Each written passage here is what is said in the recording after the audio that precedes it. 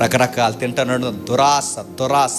వీళ్ళ మాంసం తినడం తప్పు కాదు, మాంసాన్ని అతిగా తిన్నారు. ఎంతగా తిన్నారంటే పండ్ల సందుల్లో నవ్వులుతూ, ఇంకా వాళ్ళు నములుతూ ఉండగా, వాళ్ళ కంటోలో మాంసం ఉండగా ఇంకా తినేస్తారు. ఎంత తింటారు? తిని చచ్చిపోతారా?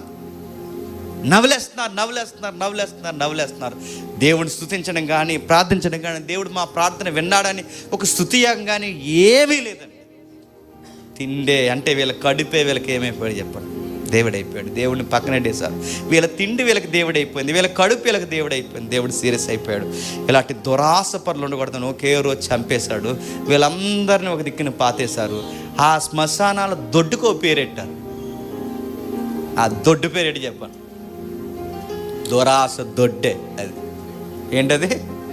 దురాశ దొడ్డే. వీళ్ళందరూ ఎలా చనిపోయారంటే రెండో ప్రపంచ యుద్ధంలో చచ్చిపోలేదా చెప్పండి? వీళ్ళందరూ ఎలా చనిపోయారంటే ప్రపంచానికి గుర్తుండిపోయే చరిత్ర ఈరోజు కొన్ని యెరూషలేము సమాధులు.